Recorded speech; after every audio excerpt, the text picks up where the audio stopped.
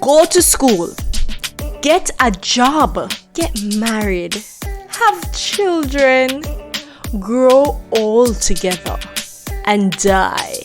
What a farce reality they had me living for a little under 30 years. And I don't know about you, but I have not been nourishing my body, mind, and soul with the substance that it needs to lead the life that I really want to lead. I mean, I've come to realize that the decisions I make for my body, mind, and soul will actually influence the life that I lead. And maybe that's not your reality and you're not thinking about health right now, but you're intrigued by this intro. So stay and come reason with Ash Healthy Lifestyle.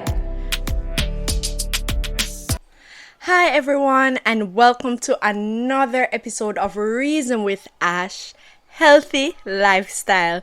And just in case you did not watch episode 1, we are using Jamaican cooking videos as our background visuals because we want to keep you engaged in the topic, in the discussion that we're having. So feel free to send me suggestions as to what Jamaican dish you would like to see. You would like my mom to prepare so that we can share on my channel. Hint, hint. So in this video, we're talking about lower back pain. And I did a Google search and I found that lower back pain is actually common among women over the age of 30. Hint, hint, my age. No, I'm not over 30, but I'm getting there. I'm not jump off my calendar yet. So I thought it was important to bring an expert to share insights on this topic. And I happen to have a very close friend who is also a physiotherapist. Her name is Monique Broomfield. She's based in the eastern side of the island, but in our conversation, she actually told me that she's open to offering consultation to just about anyone, wherever you are.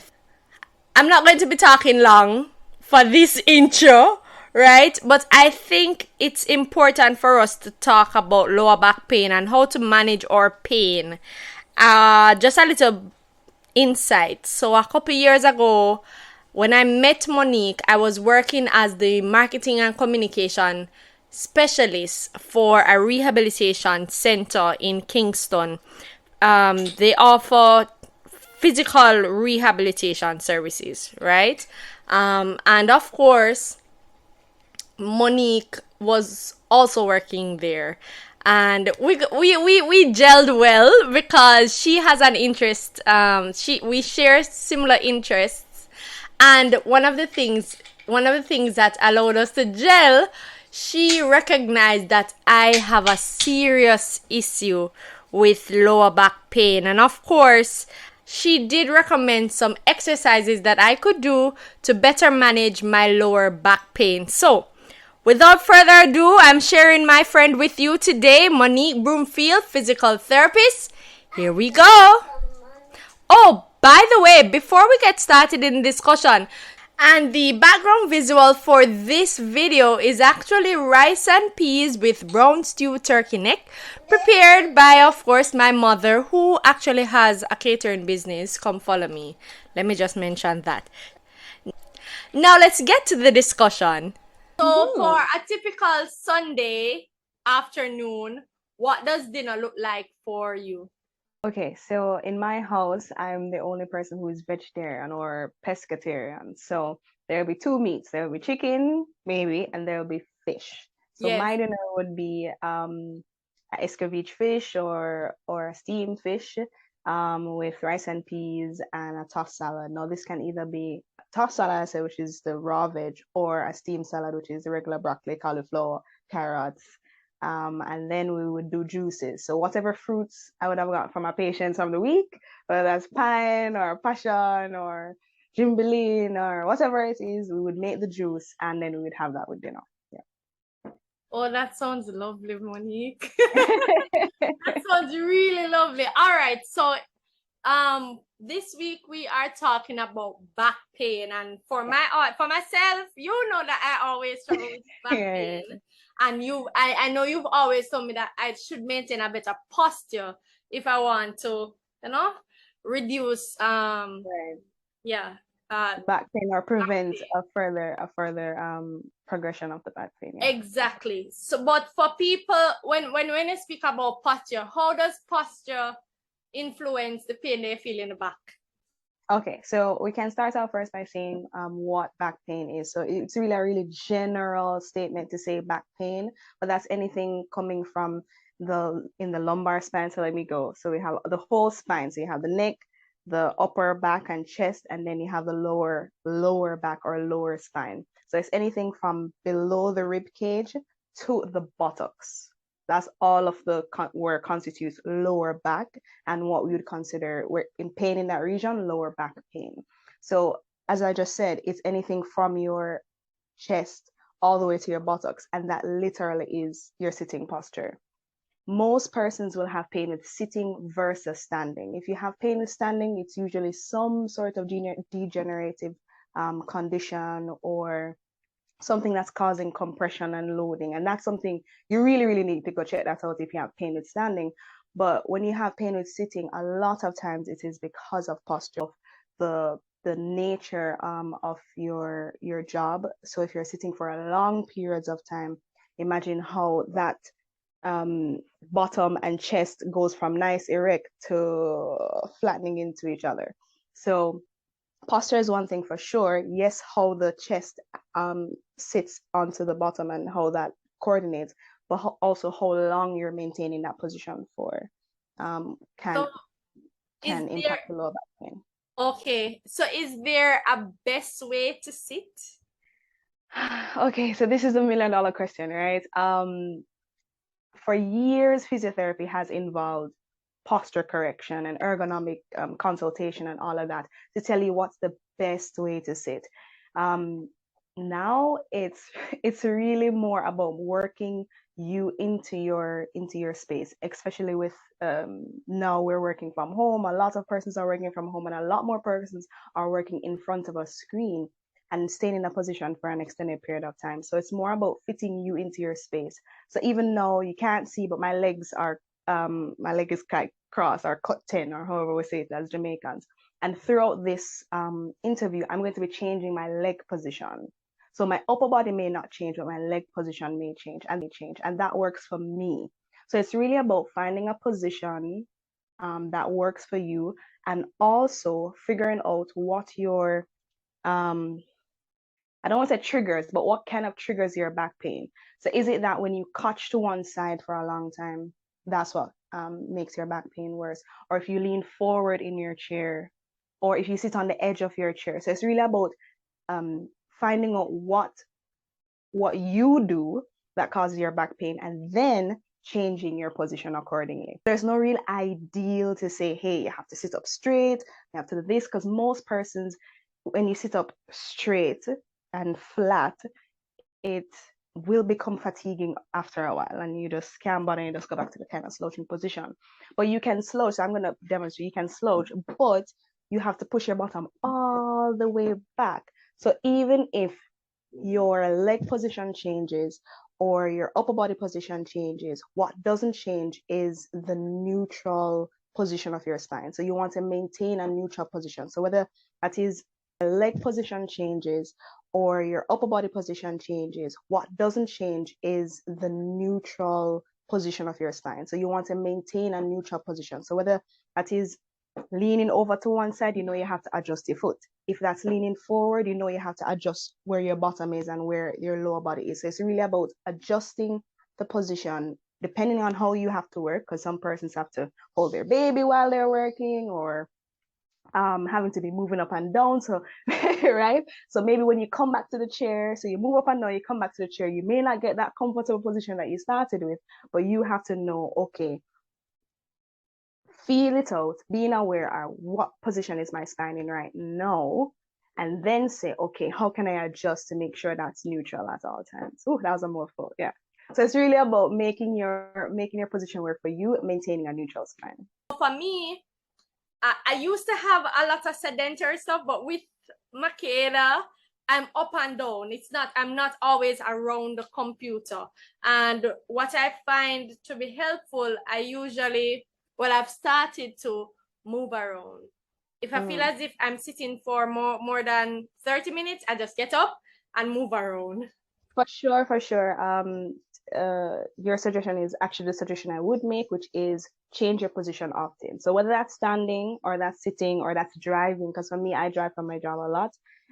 So I'm going to be driving for maybe maximum 15 minutes. So when I come out of the car or when I get back into the car after a patient, I make sure that there is some sort of stretching going on in my spine, because even though, yes, I'm moving around, I'm getting that movement, you are going to have repetitive strain. And that's one thing that we don't hear about a lot when we consider lower back pain, especially for women. We bear a lot, whether that is children or chores or just the weight of life. We bear a lot, and we tend to bear it in our hips and in our lower back and in our stomach. And that's why you get so much extra fat around that area, because that's where we bear the weight. And that's not necessarily just because of your lifestyle, but just because you're a woman. So what I would add to frequent changing of positions, that's every 30 minutes. If you can manage every 30 minutes, every hour. If you can manage that every 2 hours. If you can remember, set an alarm clock on your phone to say, hey, I'm gonna have to get up now. But in addition to that, I would say to add regular stretching, especially for your hips, especially for your lower back. And as I said before, the lower back is not just the lower back doesn't constitute just the spine. It really constitutes your bottom as well. And because of all of this around here, we tend to not focus here because for whatever reason, I don't know, we focus on abs, but we're okay with the bottom, so it's fine. But stretching your bottom and stretching your hips actually will help to prevent back pain, or if you are having back pain, to actually relieve your back pain. So a really good stretch you can do, especially if you're sitting, or even if you're not sitting, if you're standing, is so you to get in a sitting position, or if you're standing, to just brace up on something. And as I said before, when I was putting my foot up, you can't see, but just picture it with me. So you're putting your foot crossed, so your ankle is on your top of your thigh, and then you lean forward, and that you'll feel a stretch coming. That, yeah. That you'll feel a stretch coming from your top of your hip all the way down under your bottom. And that's a really good stretch for anybody to do. If you can manage all the way to get your leg up, because everybody's different circumstances. If you can't get your leg all the way up, then to just make sure you're sitting all the way back on your thighs. So not on your bottom, really, you're sitting on your thighs, and then you stretch your legs out, both legs out, and that will get your calves and at least the back of your hamstrings, because all of those muscles are connected. So it's really, yes, I'm sure we're going to talk about exercise in a little bit in terms of getting into an exercise program. But if your lifestyle is just so hectic that you really can't manage, and I understand, not everybody can manage a regular 3 days a week exercise program, but don't skip on your stretches. Don't skip on your morning stretches. Don't skip on your evening stretches. I love that. So the background visuals for this particular video is rice and peas, and I know you're pescatarian, so yes. Rice and peas with turkey neck. Okay, that's one of my mom's faves. Yeah. What did you say? I was saying that was one of my mom's favorite. One of is she's vegetarian now? No, with a turkey neck, you said. So that's not vegetarian. So as in that's one of my mom's favorite dishes to cook for herself. Okay, no. Okay. All right. What I wanted to know from you, I know you're not gonna focus on the turkey neck, but for the rice and peas. All right, I love rice and peas. Do you still eat rice and peas? I just bought a new pressure cooker. So yes, I do eat rice and peas. I love rice and peas, especially when you're grating the coconut yourself. Oh gosh. And you're putting it in the Okay, so what was the question about rice and peas? Okay, I was just asking if you still enjoy rice and peas. For sure. So when you're making your rice and peas, do you start from scratch, or you use coconut milk? I use coconut powder. All right. It depends. It depends. If we can get the coconut, and I'm sure my mother is listening to me talk right now. If we can get the coconut, she will grate the coconut and kind of store it in the fridge, maybe Yes. from early in the week, and then use the milk. And if we have trash, she'll make total. So that is the coconut, using an actual coconut, right? But sometimes we'll use the coconut milk if we don't get a dry coconut. So but say you're starting from scratch, so you cut it up, you grate it, and Yes. then you put it in the pot and make it nice and simmer with your pimento and your Oh, thing cho. and your Oh, thing. cho. Money, you're talking all the right things. You're talking all the right. But So what's rice really and good? peas, is there a Mhm. secret ingredient you're dropping there you don't want to share? Um, okay, so what's the regular stuff? So you use the pimento and the coconut milk, and then when it's finished pressuring with the red peas, then you put in the rice and the scallion and the thyme and the garlic. So Mm-hmm. that's the regular stuff, right? Regular stuff. Regular stuff. So we will add sugar to it, just a little bit of sugar. Cha, But cha. what my mommy does, that I think is the secret to her rice and peas that makes it fantastic, You is sure you that want to she share it? Wait. You sure you want to Oh, mommy, is that okay? No, man, it's fine. It's not like an actual spice, but it's amazing. She scoops out the rice. So when she's putting the rice into the coconut milk now. So she's washed and everything. She scoops out the rice, and this is how she does it. So she goes, God, her name, my name, my brother's name, and then she goes, passerby. Wow. I don't know where she gets that from, but whenever she does that, I mean, she does it every week, and when she does that, it just tastes fantastic. I Cha, don't know. I don't cha. know what it is, but the passerby and God and love and whatever she's scooping there, it gives it a vibe. It's all the blessings in there. All the blessings. I love Jamaican food so much, and I love preparing it. All right. So as you mentioned, we are going to be talking about exercise Yeah. and building a committing to an Yes, exercise person. routine to manage your back pain. I think the last time I did a consultation with you, you did give me an exercise routine, but I don't know where that paper is right now, to be honest.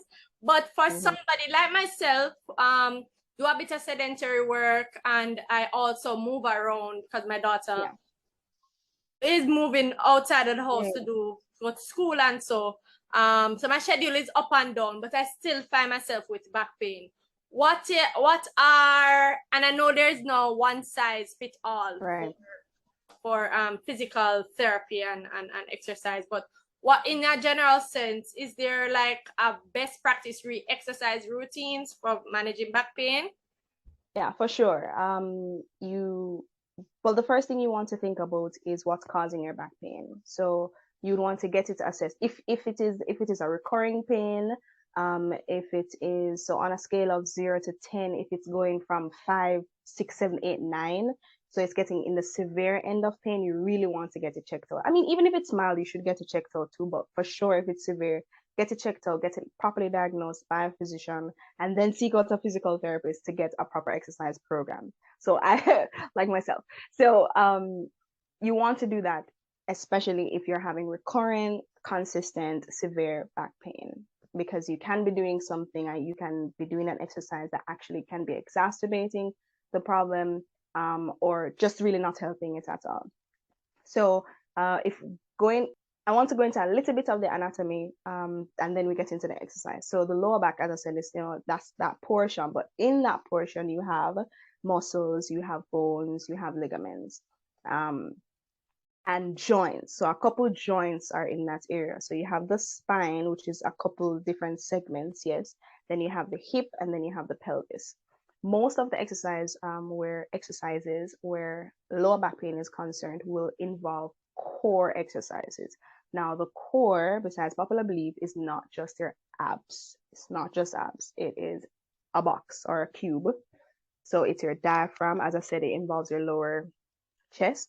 So your diaphragm, your abs at the front, your back muscles at the back, and then your pelvic floor.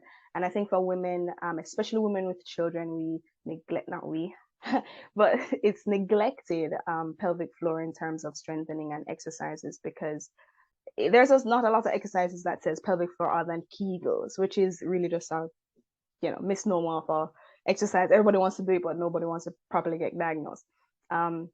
So especially after having children, the ligaments within your pelvic floor are going to be loose, especially before you wean off of breastfeeding. Your ligaments are going to be very, very loose, which makes it even more difficult to exercise because it's maybe painful and make everything kind of more painful because it's just really loose down there. So if I can concentrate on the pelvic floor just a little bit and abs and back. So breathing techniques and different breathing techniques would be for the diaphragm. Just really taking deep breaths and going through those deep breathing exercises. However you want to do that, going through your deep breathing exercises. But for the abs, the back, and the core, you want to do a set of exercises which involves stretching, strengthening, and just coordination in general. So stretching and coordination kind of go hand in hand. When I say coordination, this involves the posture, just knowing where your spine is, because if you go into a certain position, you may feel your spine more. For example, if you bend over with your legs straight, if you bend over to reach the floor, you may feel the back pain, but if you stoop down, you may not feel the back pain. So coordination is now exercise like cat and dog. I wish we should do another one where I demonstrate the exercises. So cat dog is a stretching exercise, but I use it for a coordinated exercise where you're working each spinal segment and feeling what the segments are doing to say, okay, this is where my problem area is, and you work on that. Strengthening now would involve your regular abs, but we don't want to do crunches because most of the time that's just working the upper portion of your back right here and not really targeting your lower back. So for an ab exercise, I would say to do reverse ab curls, which you're lying on your back and you're bringing your knees up to your chest. Not with your hands, just with your legs, bringing your knees up to your chest, back and forth. So you can start off by keeping it bent, back and forth, and then you can progress to keep straightening as your strength increases and you're lowering and bringing up the leg. Another really, let me see. Now, this is where it doesn't get very generic, because if you're having weakness of your back muscles, you want to focus on your back. If you're having weakness of your ab muscles, you want to focus on your abs. But then sometimes you have weakness one side as opposed to back and front. So, and that kind of comes from the one-sided stuff that we do, like carrying a handbag on one side for most of our lives. Or carrying children. Or carrying children on one side. All right. So you will get a unilateral weakness or muscular imbalance. So a great exercise for that is lying on your belly. And so, yeah, you're lying flat on your belly and you extend your right hand and you extend your left leg and you bring them both up like this to the back. So again, you're lying on your belly and then you switch. And while you're doing all of these different exercises, it's really about feeling through the exercise. How does my body feel when I'm doing this exercise? Yes, they say it's supposed to work this. So it's great to know what the exercise is supposed to target. And if you're not feeling where it's supposed to target, that means that there's something else happening, or maybe you're not positioned properly. Maybe it's just really shifting yourself to get the right target muscles. So for this exercise, you should feel it kind of in a diagonal going across your back like this, in your left, so left and right, left butt cheek, and kind of in your upper shoulder here, and then in that diagonal going down. If you're not feeling it, maybe you need to add some weight, or maybe you need to change your position. So really feel it out. So that one is a really good one for back strengthening. And then pelvic floor, there's so many exercises for pelvic floor, but it really depends on what your weakness is. So if your weakness is in opening your legs or weakness is in closing your legs, you want to find that out.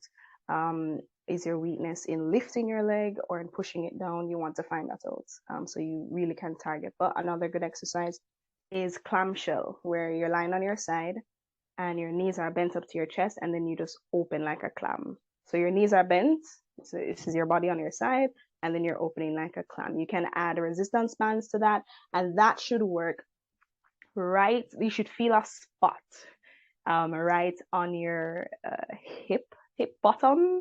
Yeah, I know exactly that. As a matter of fact, that is that area, and I don't know if it's because labor, because I don't want to get all graphic, but no, when you That's have fine. a child, they actually lift it, like you Right, literally you put it up in the air. So I don't know if that's why I'm feeling so right across the lower yeah, back, yeah, yeah. right Mm-hmm. there. So you're saying that's where you're going to kind of feel the Yeah. So you're gonna feel it right, well, on one side, of course, right there going into your hip. Um, and as you said, that's where most of persons' lower back pain is, right at the top of their bottom, and not so much within the muscles of the back itself up here. Sometimes it's there, depending on where you are, where do you feel the pain, but a lot of times it's right at the top of the bottom, which indicates that it doesn't just involve your lower back, well, your spine, but also involves something that's going on with your pelvic floor. Thank you so much, Monique. I know that you're based in the eastern side of the island, Yes. but what if people in Montego Bay, in Lucy, in Yeah. Falmouth, in what is it, Sablamar, are interested in your services? How can they reach out to you? I know you're a physician first. So Yeah, for sure. They have to go through a physician to see a physical therapist. But what's great about this new time that we're living in is yes. telehealth.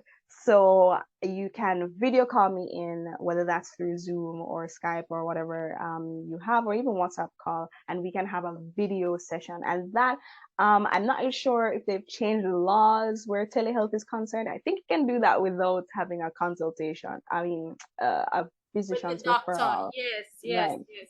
So that would be more of a consultation, and that way I can put on my more comfortable workout clothes, and we Yes. can go through the exercises together, and then you can really deeply get into it. Okay, how do you feel in this position? And yes, it's far away, but it's really, really beneficial because you'll be having someone there guiding you through as you're doing the exercises. Excellent, excellent.